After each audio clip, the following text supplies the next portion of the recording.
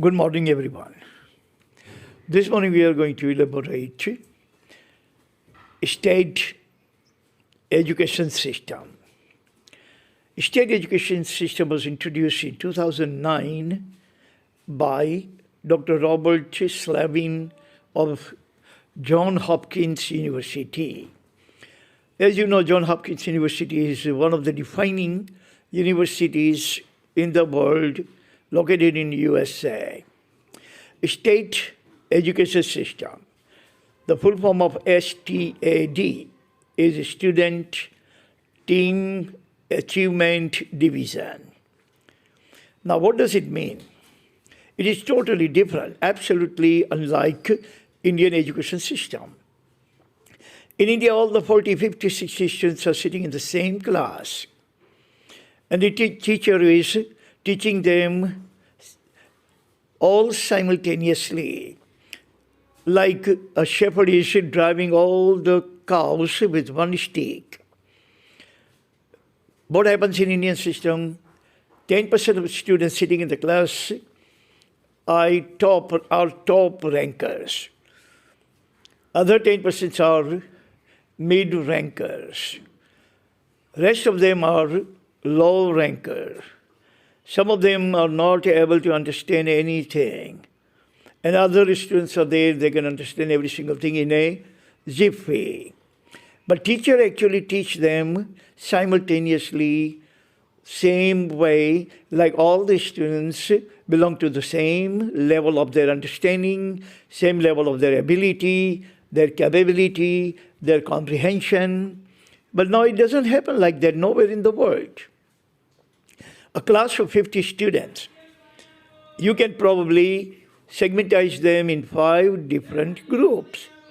One group is lowest, other is lower, then one is higher, other one is highest. Some students are absolutely luminary, other students are totally dull, even some students are dyslexic. Now, teaching all the students same way, in the same time, in the same methodology, simultaneously, then probably 10% of the students are going to get the benefit of your teaching. Rest of the 90% will not be able to get as much benefit as the first 10% got, and bottom students are not going to get any advantage of that kind of teaching method at all. And that we see. I have been in educational field, I know that. In my class, if there are 50 students, 25 students are different, 10 students are different again, and 5 students are totally weak, totally dyslexic. I have segmentized them exactly the same way like Stad. I keep and make my poorest students very close to me.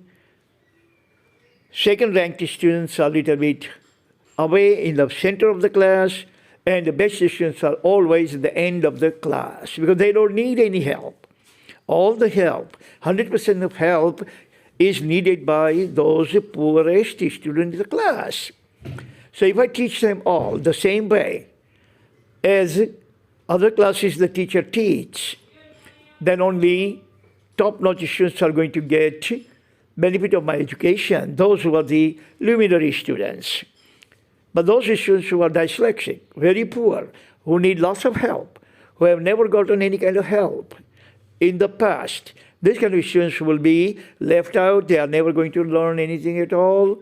And every teacher in the world knows that, but they don't do anything about it. That is what Johns Hopkins University did. Following 5 points, we are going to elaborate to make it easier to understand and easier to comprehend what is state education system. Point number 1 is Dr. Dr. Robert Slavin has coined it cooperative learning strategy to provide need-based education. Same thing he has said, what I said that if you have 100 students, you segmentize them, you make them group, and teach them according to their need. That's called need-based cooperative learning. In each group, like say for example, you have 4 groups of 25 students each in your class, then you are going to teach them according to their needs, and what are you going to do is that one student would be top-notch student in the among 25 students a group, and that student is going to take the lead and try to cooperate with other poorer students, and there will be 4 lead students in 4 groups.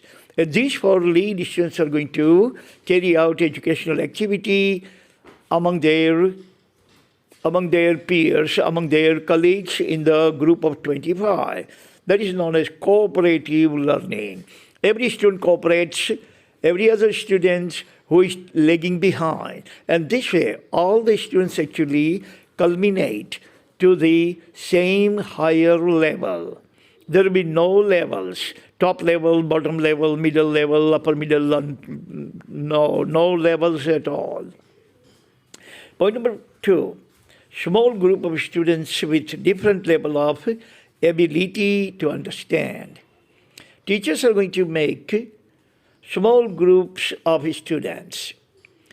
Every student, all these 10, 15 students will be sitting in the group of their level, their caliber of students.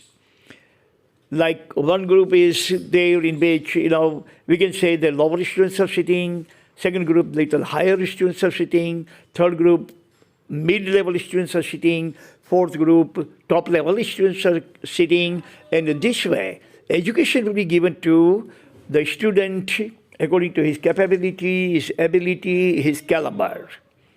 It's not like that the teacher actually imparts education to the top level of students, and the lower level of students are all lost. They're all astray. They don't understand the word what teacher is talking about. They don't have any kind of comprehension about that. To avoid this thing, to eliminate this thing, Dr. Robert Slabine has actually created this Stad, means student teams achievement divisions. So all the students will achieve education according to their speed, according to their level of understanding, according to their weakness and the poverty of education. Point number 3, shared learning goal. Shared learning. In the group, all the students are actually sharing their ability, their viability, their knowledge, their understanding, their IQ with other students. Everybody is not actually, unlike India, depending upon the teacher, whatever teacher says, sometimes teacher are poorer than the students are. Like Bill Gates. These kind of students don't get satisfied or don't get ample amount of knowledge to satisfy their understanding or ability or capability. And they don't find teaching interesting at all. Their curiosity is not gratified, and they leave education like Bill Gates left Harvard University. So sometimes teachers are poorer than students, and sometimes students have different groups, and the teacher should actually address each group according to their ability, capability, brilliance, intellectual capacity, their comprehension. That is called teaching, means teaching everyone. Not like you are driving the herd of animals. No, you are not driving the herd of animals, but you are teaching every single human. And every single human should be taught according to his or her ability, intellectual level, brilliance and comprehension level, and that is called shared learning.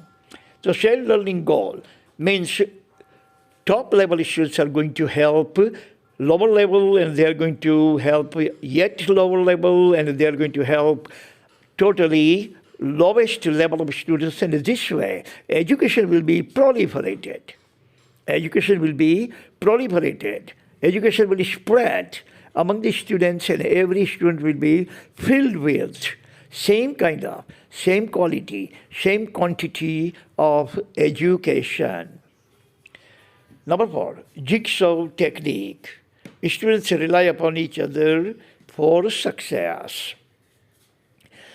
In India, I have noticed, because I have been in the educational field for the last quarter of a century, that top-notch students always ignore lower students and the bottom students. They're egocentric, egotistical. They have a huge vanity and id. They are narcissists. They ignore, as a matter of fact, despise and disdain lower IQ students, and they don't help them at all. But in the state education system, top-notch students are persuaded, they are coaxed and cajoled that you are going to take care of lower students who are weaker students who need education, who are lagging behind, and these top-notch students are definitely going to provide all kinds of helping hand of education to their colleagues who are lagging little behind. And no any kind of vanity, no any kind of disdain, no any kind of narcissism, no ego, no id. That is called jigsaw technique, that all the students actually depend upon each other for their success in pedagogical realm. Point number 5, class is broken into group. You see that? In India, for example, a class holds 50 students, and one teacher is going to just blabber every single thing, whether the student understands or doesn't understand. He or she does not give a little damn about that. He thinks that his responsibility is to just speak out, spell out, speak out, and blabber, whether students understand or whether students do not understand.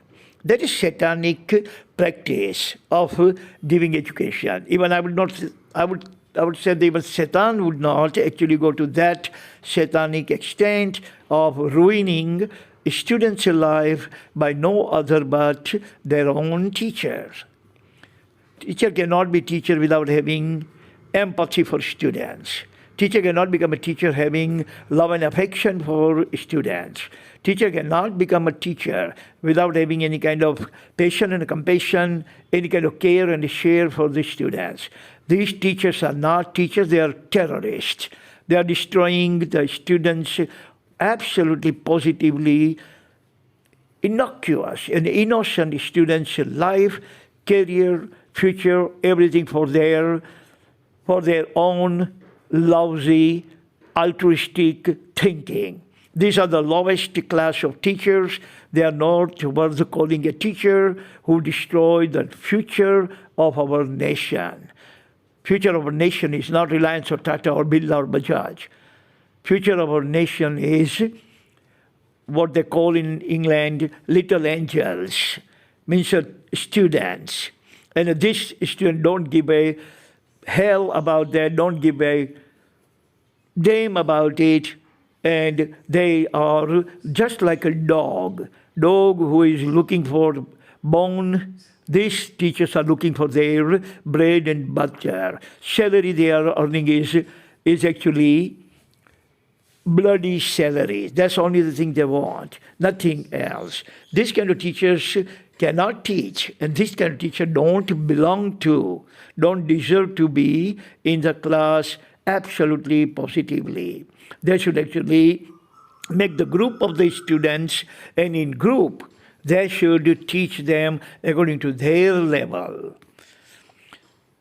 So classes should be broken in groups, and assignment. Whatever assignment is given to the student is broken into pieces. That top-notch students should be given assignment, but bottom students should be given small assignment, and the same assignment should be given within 1 week that top-notch students are getting within a day.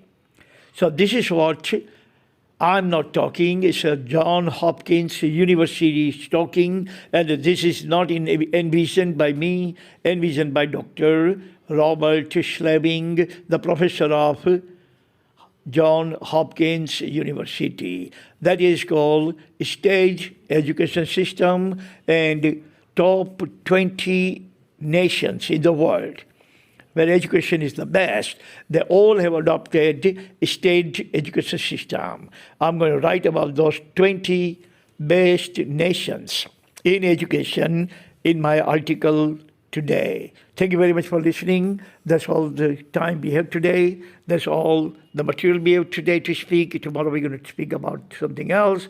Until then, God bless everyone on this planet. Amen.